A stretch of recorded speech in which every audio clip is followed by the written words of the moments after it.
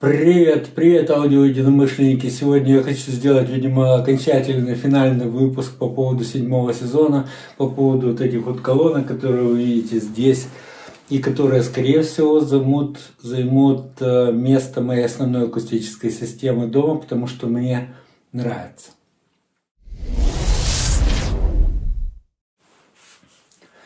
В этом выпуске я хотел дополнить еще, сказать пару слов об этой конструкции, в ее защиту или в оправдание своих, возможно, неоптимальных действий. И, во-вторых, попытаться ответить на некоторые вопросы, которые уже были заданы, которые мне, в принципе, понравились, в смысле, которые имеют смысл обсудить, которые могут представлять интерес не только для меня, а для других аудиолюбителей, которые просто изучают эту тему конструирования аудиооборудования, даже не конструирования, а, скажем, устройства, с тем, чтобы лучше понимать свойства и возможности своей системы, сколь угодно далекой от вот этой. Просто у нее та же самая задача – доставлять удовольствие мне, вам, с помощью передачи некоторой информации из источника сигнала посредством звуковых колебаний в комнате, в жилой. Это очень специфическая штука получается, потому что в больших залах, на стадионах, на открытых пространствах это одним способом достигается, в домашних другим, в наушниках третьим и так далее, и так далее. То есть видов таких аудиосистем много. Мы сейчас говорим только о домашке так называемой, то, что когда-то называлось Hi-Fi. Я не люблю этот термин по той причине, что он совсем темный и совсем далекий от современных реалий. То есть диапазон частот, гармоники, все параметры, которые включены в стандарт Hi-Fi, High Fidelity, безнадежно устарели. Да ладно, начнем наш сегодняшний спектакль. Бенефис 7-го сезона, я бы его так назвал. Прежде всего, в защиту выбора этих динамиков. Каждый из них выстрадан, каждый из них на своем месте, поверьте. С другой стороны, я сам говорил, что если из лучших компонентов собрать какое-то изделие, далеко не факт, что оно будет лучше, чем более простые конкуренты. Это далеко не факт. Однако, во-первых, внутренняя хотелка, то есть имея какой-то компонент недостаточно качественный, он будет мешать вам жить, короче говоря, использовать это устройство. Поэтому все-таки из лучших компонентов, на мой взгляд, я собрал эту акустическую систему, чем с вами и поделился. Что лучшего в этой акустической системе? Каждый динамик на своем месте. Басовый динамик. Не на резиновом подвесе, не тупой длинноход, достаточно высокочувствительный динамик. Главное, я хочу отметить отсутствие резины во всех динамиках, отсутствие длинных подвесов.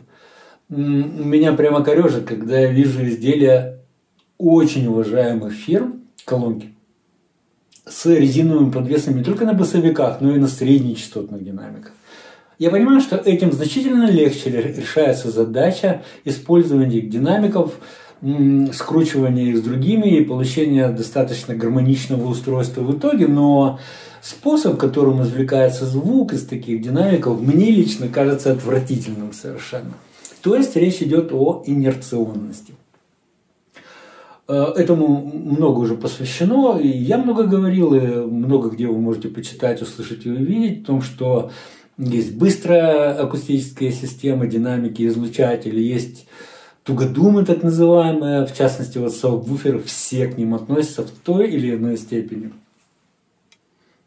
Кроме, может быть, рупорных сабов на прошлых динамиках опять же. Да, это прошлый, кстати, динамик, который вообще не предназначен для работы в домашке. На него не было расчетов монокора, я в него его взял с целью, потому что он именно то, что мне нужно. То есть он позволил по набору параметров телесмола, которые он обладает, он позволил его заключить в умеренный по объему корпуса резонатор, фазоинвертор, и получить достаточно низкую настройку. Меня она с головой устраивает, хотя все-таки сабвуфер я иногда включаю. Иногда включаю. Но я басофил, я уже об этом говорил. А так-то это быстрейший бас, который себе только можно вообразить в комнате. быстрее не может быть. То есть у него отношение BL к массе подвижной системы лучше, чем у конкурентов, допустим. Диффузор бумажный, то есть, ну, все, вот этот вот с пропиткой, текстильный подвес, ну, это, по-моему, сказка, тоже для меня сказка, для вас, не знаю. Среднечастотный динамик купольный. Наилегчайшая подвеска, которую только можно себе представить в 3-дюймовом формате. Стало быть, он обладает минимальной той же самой инерционностью и с малым ходом, так как я его резанул там от 500 или 600 Гц, он выполняет свою функцию до 2,5 до 3 кГц. В моей этой конструкции, где еще не начинает хлопать крыльями, этот термин я сам придумал, сам ввел, мне просто так вам объяснить суть происходящего, то есть там, где динамик выходит из поршневого режима и начинает в разнобой его разные части работать при этом. Да. И третий динамик — это Twitter, это мой любимый Foundtech. Я его тоже использовал не по назначению, то есть удалил рупор, который у него был, помните, и поставил этот свой фланец. Ну, из своих соображений я о них рассказывал в прошлом видео. Ну и кроссовер я сделал, ну, щедро, как бы, то есть не скупясь. В то же время, как любая конструкция с фабрики идет с точным расчетом себестоимости. И отдел маркетинга зорко следит, чтобы эти гады-инженеры, вот эти вот в очках, которые, не заложили непосильного бремени по деньгам в себестоимость каждой конструкции. Поэтому люди, аудиолюбители, которые норовят твикнуть каким-то образом, улучшить, заточить свои колонки, находят в колонках за, не знаю, 4-5 тысяч долларов электролитический конденсатор. Я не скажу, что это большой баг, то есть большой фол, большая потеря, большая некорректность. То есть все нужно по месту. Все нужно по месту. Вот у меня на этом динамике, допустим, стоит 68 микрофарад. Пленочный конденсатор. Не электролит, естественно. Можно было поставить электролит. Вы думаете, вы бы на слух отличили, или я бы на слух отличил? Или я бы отнес его на работу к Клипелю, измерил бы там самыми чудовищными методами, жесткими, строгими. Отличил бы? Нет, не отличил бы. Вот такие вот дела, дорогие мои. Потому что тот же конденсатор, во-первых, он имеет ограниченный набор параметров, куда входит, собственно, емкость, индуктивность, добротность и потери, которые им вносятся на той или иной частоте, что, собственно, определяет емкостную характеристику, в частности, фильтра на его базе собранную. Так вот, этот же набор параметров можно получить и от пленочного конденсатора, и от Миндорфа Gold, и от пускового конденсатора, от ламп дневного света, и от чего угодно. Просто это нужно определенным образом, понимая, в каком диапазоне частоты, низкочастотный динамик. Какая разница, что он будет делать на частотах 15 кГц, например, тогда, когда этот конденсатор будет привносить какую-то, допустим, индуктивность в эту всю историю. Он вообще стоит на корпус, как бы, и гасит ненужные высокочастотные составляющие для этого динамика. То есть, но я сделал все равно. Вот это стоит пленочный, очень хороший монокор, качественный, импортный конденсатор. Ну и катушки и все прочее, там на воздухе только один дроссель на железе, тоже абсолютно точно рассчитав, что он рассчитан на такой ток. Но он не, там, гистерезис будет нормальный, не будет это, то есть все будет в порядке. То есть сделал щедро и не считал порядок фильтров, вернее, считал их из соображений качества, а не соображений экономики. То есть я, как свободный домашний художник, свободен от обязательств перед заказчиком, перед делом ОТК, перед маркетологами, продюсером и так далее. То есть я все это включаю в себя сам, и это позволило мне быть более вольным в конструировании этой системы. Такие дела. Каждый динамик на своем месте. То есть вот если мне сейчас предложить, собственно, я и сейчас могу обратиться к любому производителю, практически запросив образец. Ну, кто-то пошлет, а кто-то и даст, допустим. То есть эти мои обзоры на русском языке, в общем, им мало кому нужны, поэтому я понимаю, что они действуют рационально, и не все хотят иметь со мной дело. К тому же я старый, с заморочками своими. Опять же, не втюхиваю, как мне тут пишут, что я представитель Edifier, там еще кого-то. А еще 300 брендов, которые я описываю, люди не замечают. Они вот смотрят в одну сторону. Ну хорошо, Edifier, мне не платят, да, Edifier. У них денег не хватит. За эти 2000 просмотров сколько можно заплатить? 2 евро одно, 50 центов. И я за эти 50 центов буду вот эти обзоры сейчас. Да, не знаю, что-то меня понесло сюда. Просто мне хочется объяснить ценность этой модели, которую я пытаюсь донести до вас. Для меня она ценна тем, что там все на своем месте. И если у меня был бы выбор каких-то иных компонентов, которых бесчисленное множество, то есть очень много, очень достойных динамиков. Но ко многим мне не лежит душа. Многие не спарятся с теми, которые мне уже понравились и хотел бы я использовать. Понимаете? Ну, например, был бы средник. Кстати, в качестве среднечастотного динамика я согласен был бы использовать, например, Fostex 87, вот эти вот малыши 3-дюймовые, 3,5 дюйма. С удовольствием. Но у него чувствительность 84. А мне такие колонки дома не нужны. А 2-3 я ставить не буду. Я надеюсь, вы знаете почему. Понимаете почему. Да, такие дела. В этой же связи люди спрашивают, в частности, вот человек мне мягко написал, гаснет приглашение. Хорош ли такой-то динамик, там какой-то назвал. Не из этих, а других каких-то. Я объясняю, что нет динамиков хороших и плохих. Есть динамики по месту использования. И которые подходят под ваши требования, вкусы, возможности. Потому что если я лаузер, например, вам предложу, скажу, ну, закрою тему лаузер. Ну, во-первых, там 2 кубометра корпуса, во-вторых, он стоит 1000 фунтов стерлингов. Вот. Ну, к примеру. То есть вы скажете, это некорректно, потому что вы спросили о мультимедиа колонках для настольного применения. Предположим. То есть все должно быть как бы уместно. Так вот, если бы был какой-то динамик лучший, как вы говорите, то остальные бы не выпускали бы. Правильно? Потому что дураков нынче нет. То есть все зарабатывают деньги, продавая, конструируя и продавая вот эти вот колонки, которых тысячи, которых немерено просто на рынке, и которые именно призваны закрыть каждую нишу для каждого любителя аудио. Вот такие же, только такие же, только такие. Еще немножко вот здесь, чтобы было. И люди конструируют еще модели, которые отличаются какими-то свойствами. А ваша задача просто из этого ряда выбрать. Либо, если вы такой вот, допустим, как я, беззаботный как бы пенсионер, то можете себе их стругать сами, но при этом, ну, это не самое простое как бы изделие. Это сложнее, чем табуретка, по той причине, что кроме табуретки, кроме столярки, которая здесь есть еще куча расчетов по электроакустике, по даже не знаю, кучу программ надо освоить, куча методик, технологий и так далее. Вот я, например, не метролог, я не берусь измерять. То есть я могу на работу отнести и измерить. Там автомат вообще стоит, вот этот сканер.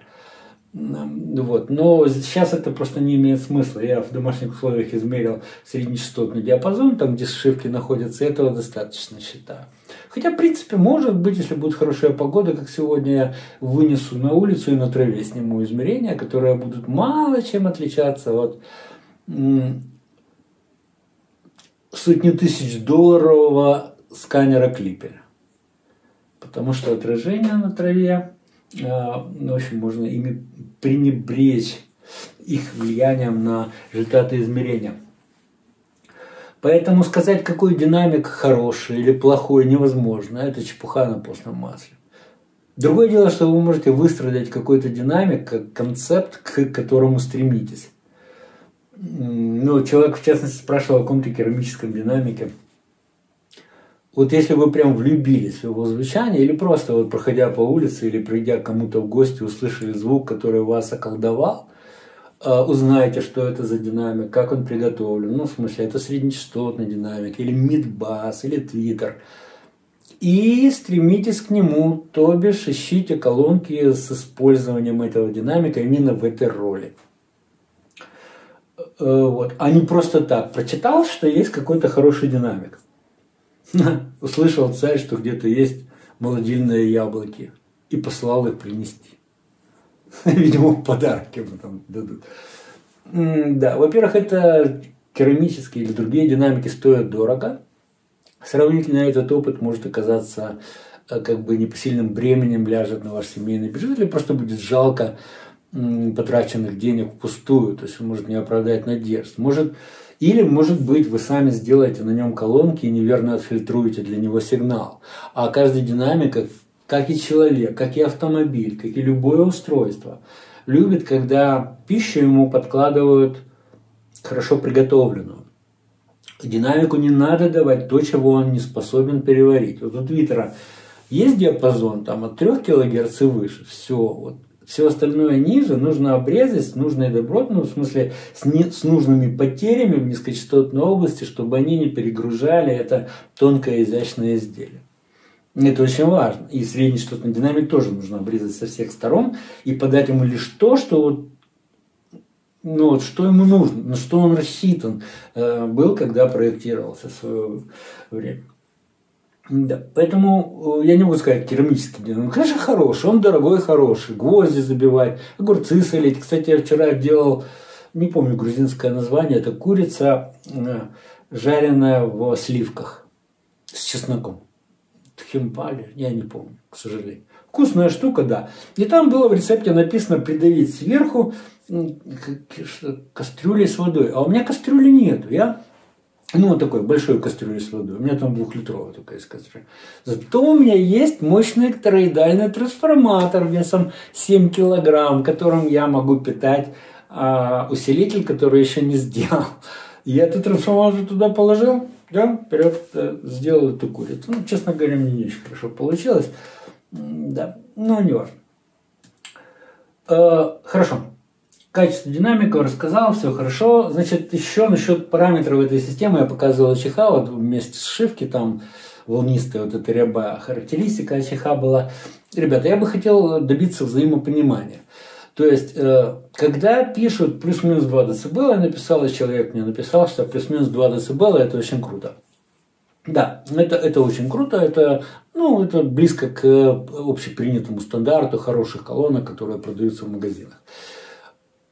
Я же вам показал не сглаженный график, а неравномерность определяется при сглаживании в третьеоктавных полосах. Если я сглажу в третьеоктавных полосах, я получу плюс-минус 1 дБ. Это очень близко к мониторному, или там 1,5, или 1,2, это я так образно говорю. Это очень близко к мониторному звуку, но при этом, если монитор... Я не знаю, как объяснить, но эти колонки, кроме того, что имеют эту плоскую характеристику и очень низкие говорит человек, мерил ли я искажения, например, среднечастотного динамика. Во-первых, я доверяю производителю, который указал, что там ничтожные эти искажения. Во-вторых, сигнал для этого динамика очень сильно оконтурен, то есть обрезан со всех сторон. Поэтому, например, он обрезан грубо на 3 кГц. Например, какой коэффициент третьей гармоники на 2 кГц у него? Если третья гармоника у него завалена на 20 дБ. Какой? Очень маленький, даже если он есть. А если он низкий сам по себе у динамика, диапазон которого подан до 10 кГц, он работает в принципе. Но работает настолько плохо, я ему показал, как он хлопает крыльями, что я его там не использую. Это мои радости Но я к тому, что нет смысла мерить этой цифрой, как-то оперировать и на нее ссылаться. Допустим, был бы 3% коэффициент гармонику этого динамика. Но я же его обрезал на 20 дБ. И все. Понимаете, то есть нельзя из контекста выхватывать какие-то вещи. Это ламерский подход такой, знаете, типа у вас мука свежая или соленая, или что-нибудь в кулинарии, если спросить. Какая тебе разница? То есть ты пирожное покупай себе брецель, это ты... оценивай его уже. как готовое изделие. Вот то же самое, как здесь этот динамик приготовлен уже, пожалуйста. Что там еще? Да, еще какой-то человек написал, дайте чертежи и схемы на эту колонку. Я не пропагандирую именно эту колонку, этот концепт, эту модель для повторения. Во-первых, эти динамики довольно тяжело достать. Фонтек почему-то ушел с рынка, его там купила какая-то другая компания. Я с ними давно не сотрудничаю, не знаю, где их взять. Но где-то можно, наверное, да, втридорого, допустим. Также эти динамики купольные, мне говорили, тоже не очень просто купить. Ну, можно, но не просто. Эти просто купить.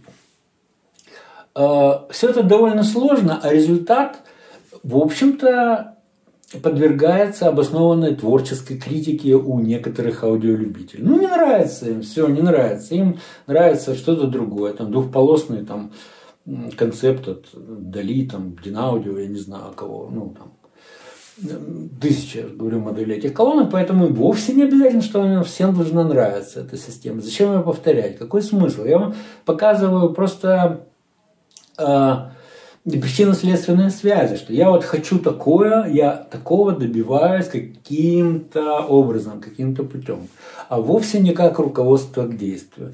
Ну и в конце концов, все эти данные я показал на экране, и если вы хотите это повторить, то нет ничего проще, то есть настругать себе такого же точно и все. Ну, в смысле чертежи. Вам все равно придется делать чертежи самому.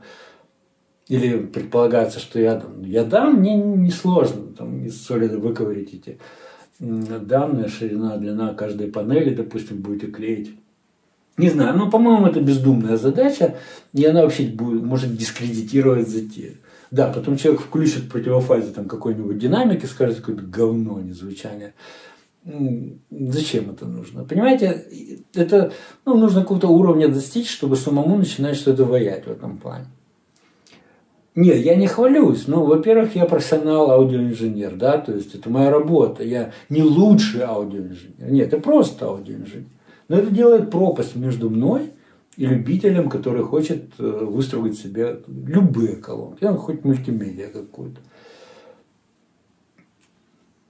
Что-то сказал? Ладно. Да, о чувствительности. Значит, мой вот этот динамик имеет 94 дБ в атнометр. Значит, что? Опять же, ламерский подход, что вот так вот оно и есть, вот 94 дБ. Но она бы стоила тогда $20 000, я вам сразу скажу. Нет, конечно. Я вам показывал, правда, не в этом, а в 3-м сезоне, что там есть некий Buffalo Step, на который есть потери, начиная с 460 Гц. И мне пришлось все, что выше 460 Гц, обрезать на 3 дБ. Эту цифру я взял, в общем-то, с потолка, как среднюю ее многие так принимают. Хотя на самом деле там до 6 дБ может доходить потеря. То есть ниже 460 Гц идет такой порожек, и на 3 дБ меньше, чем выше. А резал я на 500-600 Гц, что это такое. Поэтому вот небольшой этот участочек мне нужно было подрезать. Я не вводил специальную цепочку гасящую. Я просто подбором компонент фильтра подобрал так, чтобы сделать этот гладкий участок. И на 3 дБ это все завалил. То есть 94 дБ минус 3 дБ будет 91 дБ, что тоже, я вам скажу, неплохо. Как бы неплохо. 91 дБ из серийно выпускаемых колонок, их уже немного как бы. И там 2, 3, 4 басовых динамика обычно стоят столбик, чтобы достичь этой цифры. Зачем она нужна? Ну, я вам так скажу. Этот пионер у меня, это 50 Вт на канал, по-моему, что это такое. Или 40, или 80, я не помню. Но на 9 часов уже больно слушать.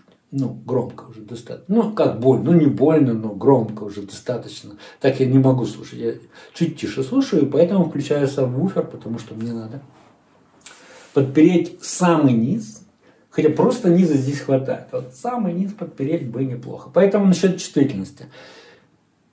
Не всегда то, что ты видишь, является правдой. Не правдой, а итоговым результатом. Вот ты видишь 94 дБ. Считать дальше надо. Ничего ли там не потеряно где-то было? Это такие дела. Это просто как совет, как часть рассказа об этой акустической системе. И у любой другой тоже. Про коаксиальные динамики спрашивает человек. Коаксиальные динамики. Ну, на самом деле, сложность технологическая там небольшая, как бы. Чайный бином Ньютона. Почему их не выпускают массово? Ну, их в автоаудио используют, в дешевых в основном. Вот. А так-то толку в них особо нет, потому что многие конструктора предпочитают подбирать твиттер и вуфер отдельно. Да, еще, может, какие-то из причин. Я тоже пробовал когда-то, но мне попадали... Они все недорогие, понимаете? Вот они все рассчитаны на начальный уровень, что автоаудиоаппаратуры, что домашки, допустим. Самыми лучшими коаксиальными динамиками я слышал у Helium Acoustic. Так там были даже не 3 аксиалы, а 4 аксиалы. То есть на 15-дюймовом басовом динамике накручено еще 3 катушки для разных полос. То есть концентрические. Они, значит, на керне предыдущего сидел следующее. 4 полосы. Звучало это все потрясающе. Но звучало все на довольно большой громкости. То есть это колонка для серьезных интерьеров. А серьезные интерьеры очень трудно подготовить серьезно. То есть получается это как спортзал, знаете. Ну хорошо, 50 метров, там 60 метров. Вот. И их уже заглушить, ну, тяжело.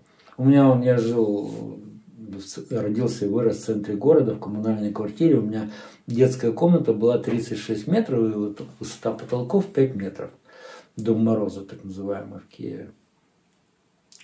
На дни рождения свои я сносил аппаратуру от всех ближайших товарищей, поблизости живущих, для того, чтобы раскачать, ну, танцы, устройтесь дома, мальчики, девочки, все такое.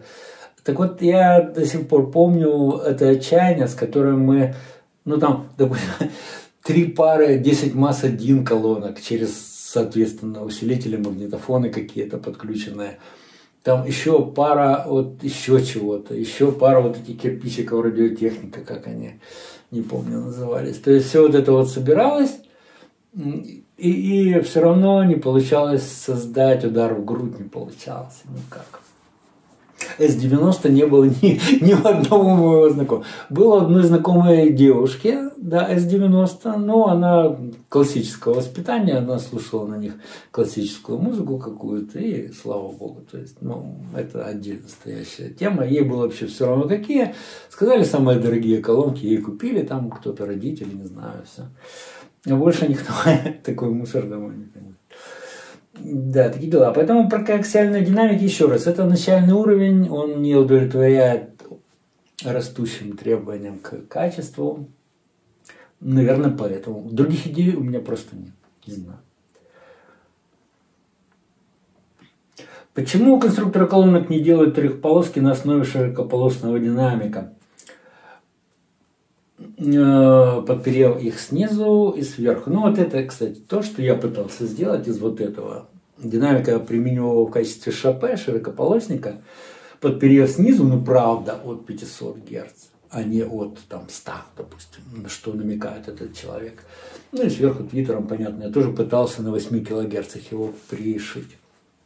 Тоже не получилось.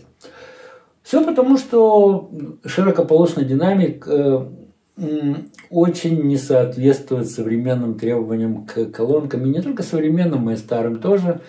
Они, эти динамики, кинаповские, например, которые боготворят некоторые очень наивные, очень необразованные аудиофилы старого возраста, там 4А2832 и так далее, приготавливая их каким-то особым образом, с пропиткой Воробьева, удалив визер, допаяв визер, доставив, доклеив. Эти динамики были разработаны на петербургском заводе Кинап. Для чего, дорогие мои? Для хай-энда? Нет. Для кинопередвижек сельских, которые на грузовике ездили по селам, и там крутили кино. Вот этот проектор, да, стоит, экран вешают, и вот эти вот кинаповские динамики один, редко два, озвучивали вот это вот кино из-за экрана. То есть музыкальных откровений там никогда не было, никогда, даже когда они были новые, в принципе, ну там на что-то похожее. Да? Вот это вот широкополосники с визером, там, с всеми делами, ламповым усилителем, кстати, если кому-то там теплый ламповый звук нужен, то это там. Так вот оно там и осталось, оно там и умерло. И подумайте, почему это не выпускают сейчас? Ну, потому что хуже этого трудно себе придумать, представить. И что сейчас делается все лучше, другими средствами достигается звуковое давление в малом объеме, переносная туровая техника вся. Делается совершенно по-другому и совершенно другим качеством. Что касается все-таки ШП по теме, если, почему их не используют? Ну, во-первых, диаграмма направленности. Ведь Twitter имеет диаграмму направленности, достаточно широкую дисперсию, угол дисперсии линейной. А широкополосная динамика с ростом частоты, у него схлопывается диаграмма направленности, и он в одну точку только лупит вот на высокой частоте, там 10 кГц, предположим, у него, кстати, там всплеск, жуткий, кричалка так называемая, значит, большой всплеск, он никому не нужен совершенно, и слушать это там даже с 3 метров, допустим, шаг в сторону, и уже нету 10 кГц, то есть вообще нет, то есть там в минус какой-то жуткий она уходит. Поэтому это невозможно использовать промышленным образом, то есть предлагая как законченную полноценную акустическую систему. Ну и второе, это тот самый поршневой режим, который нарушается, что я называю хлопанье крыльями, свыше, я думаю, 1 кГц у широкополосников. Поэтому звучание их называть весьма относительным шумом, приближенным к оригинальному звуку. А наша задача современных аудиоконструкторов и аудиолюбителей, желающих приобрести колонки с наиболее адекватным отображением музыкальной реальности. Поэтому тоже, возможно, их не выпускают. Где-то так, не знаю точно. Еще человек пишет, что, мол, триампинг лучше, более современный и так далее. Согласен. Нет вопросов, но в самом начале этого сезона, даже первого сезона, я писал, что моя задача создать классическую схему аудиосистем колонок. То есть пассивные колонки, активный некий усилитель, который, кстати, может быть любым ламповым, однотактом, таким-сяким. Вот может Николай Сухов подкатит свой усилитель для того, чтобы побаловаться, поиграться, порадоваться, между прочим. Да. С пассивным кроссовером колонки предполагалось собрать. То есть классика.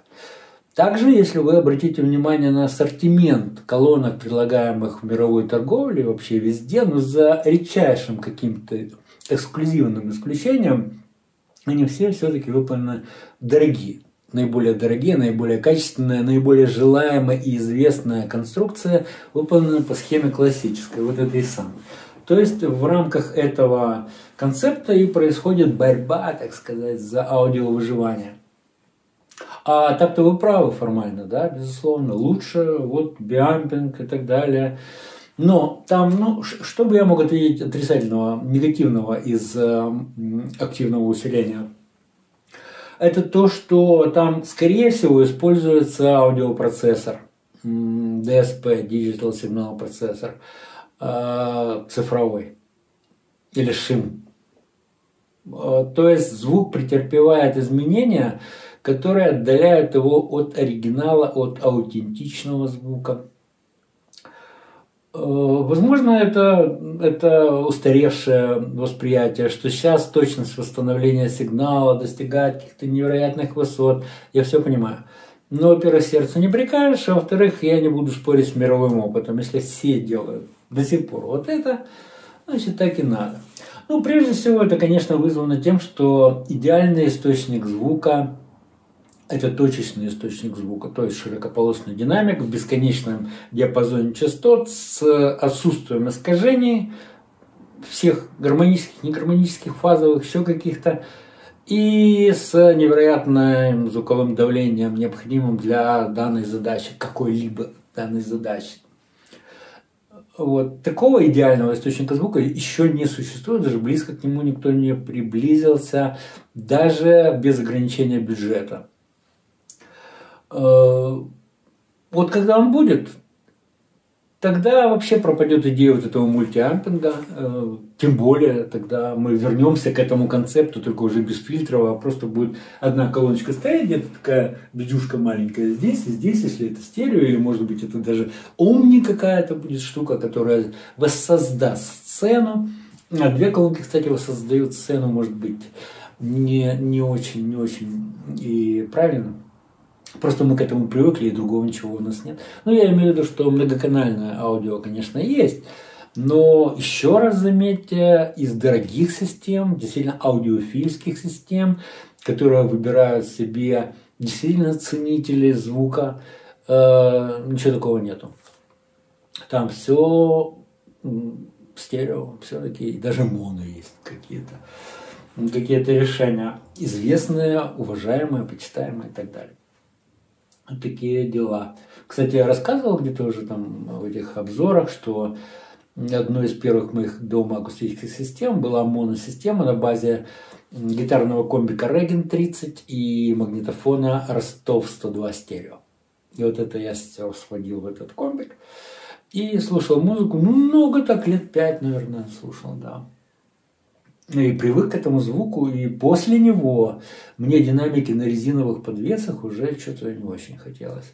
А большой комбик какой-то, там Маршал, например, ну, во-первых, мне было непосредством, это я тогда студентом был, во-первых, непосредством, это вообще редкость на наших широтах была невероятная. Но и он был бы, конечно, избыточным, ну, в плане габаритов, громкости и так далее.